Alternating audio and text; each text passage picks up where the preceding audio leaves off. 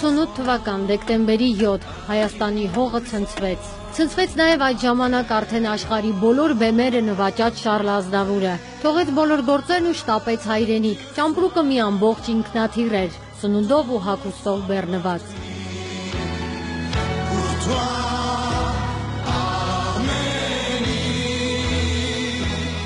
Ազնավուրը Սուրբ Ամենափրկիչ եկեղեցու փլատակների մոտ արցունքոտ աչքերով մոմ վառելիս։ Իր տեսած Լենինականն այսպիսին չէր, 64-ին է եղել, այդ ժամանակ համաշխարհային շրջագայությունն էր նրան Հայաստան բերել, իսկ 88-ին հայկական արյունը։ Կհուսանք, որ ծեր ուժովը և ինտերնասիոնալ և սովետական միությունով ուժովը այս քաղաքը Լենինականը նորից կանգնի նոր սերունդին համար և ծերի համար։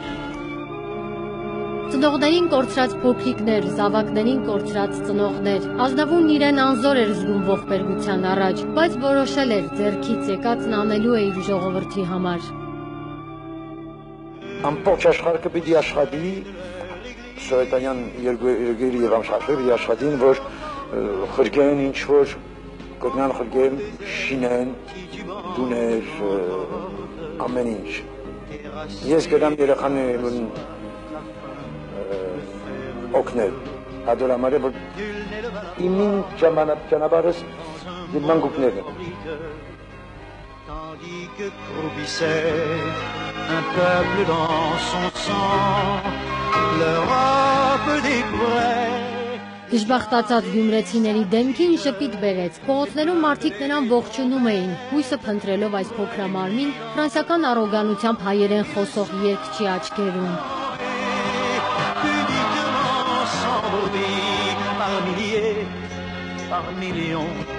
Sans que le monde bouge, devenant un instant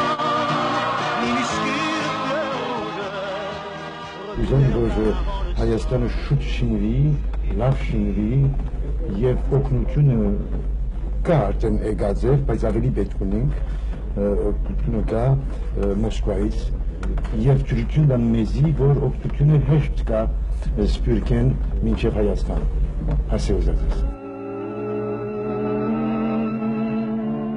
Ազնավուրը Հայաստանի համար հիմնադրամը բացեց, որ ամբողջ աշխարհը համախմբեր իր փոքրիկ հայրենիքի շուրջ։ Ժիլբեր Բեկոն, Միրեյ Մաթյոն, Ռնոն, Ջոնի Հոլիդեյը 90 մեգաաստղեր երգեցին Հայաստանի համար։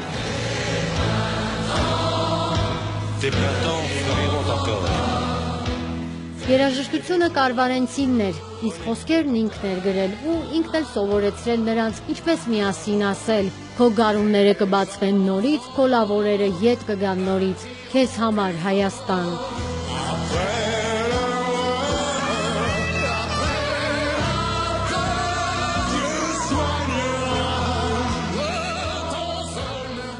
Ութունինին արդեն ուրախությամբ եկավ Հայաստան, պիտի երգեր համալիրում, իսկ հայերն էլ պիտի նորից հանդիպեին իրենց հարազատին։ Մեր պատմությունը գրվեց արյունով ու արցունքով։ Ես ուզում էի, որ այս բզկտված հողում ձեզ հետ լինեմ և այսօր մենք միասին ենք, որպեսզի ապրի Հայաստանը։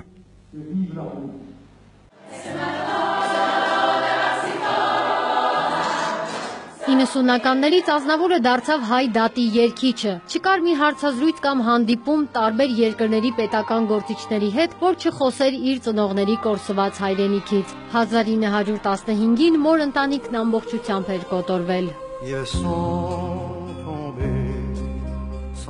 Ասում էր հայ ժողովուրդը համեստ է, աղմուկ չի հանած իր ցավերու մասին։ Պիտի խոսենք ու պիտի բոլորն իմանան հայոց ցեղասպանության մասին։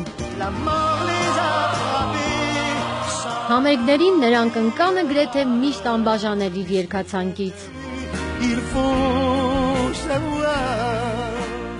95-ից Շառլ Ազնավուրը ՅՈՒՆԵՍԿՕ-ում Հայաստանի դեսպանն էր, հետո Ժնևի ՄԱԿ-ի գրասենյակում Հայաստանի ներկայացուցիչը, 2009-ից էլ Շվեյցարիայում Հայաստանի արտակարգ և լիազոր դեսպանը։ Առաջին անգամն է, որ ժողովրդին առաջը համվին։ Աղետից 23 տարի անց Գյումրիում իր արձանի բացմանը իր ելույթը այսպես սկսեց. Թվում էր երախտիկի բոլոր խոսքերն ասվել էին, բայց դեռ էլի ասելիք կար։ 2004-ին Շարլ Ազնավուրին շնորհվեց Հայաստանի ազգային հերոսի կոչումը։ Աշխարհումս իմ ընդունիս, բեմուրվատիս, մուրվատշունիս։ Իր 1300 ավելի երգերից բացի շատ սիրում էր Սայապ Նովա։ Խոստովանել է, հայրն է երգել ու միայն նրա մահից հետո է համարձակվել կատարել։ Սայապ Նովան իր լսարանին տպավորեց այնպես, ինչպես Ավե Մարիան Ծիծեռնակաբերդի բարձունքում։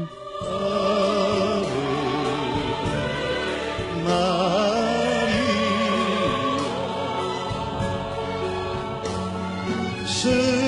qui doutent sont dans la nuit, Maria.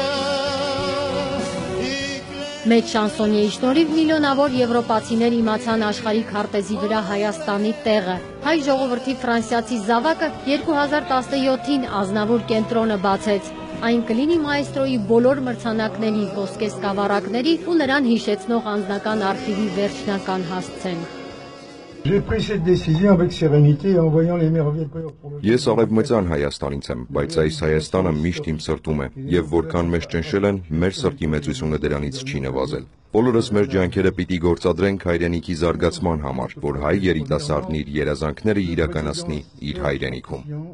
Այս խոսքերից հետո վերադարձավ Փարիզ, որ հետո էլի գար Հայաստան ու ֆրանկոֆոնիայի գագաթնաժողովին իր ներկայությամբ էլ ավելի մեծացներ կառույցում Հայաստանի հեղինակությունը չհասցրեց։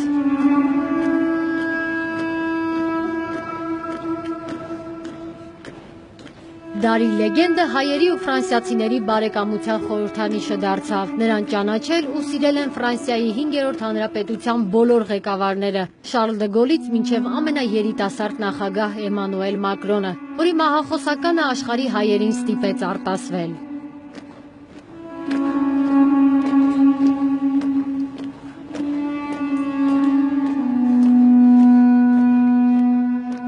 Միայն 100% հայ ու 100% ֆրանսիացի Ազնավուրի համար կարող էին փոփոխել ֆրանսիական արարողակարգը ու հայկական եռագույնով դուդուկով գրկել 10 միլիոն հայերին ու սփոփել։ Պոետները Ֆրանսիայում երբեք չեն մեռնում։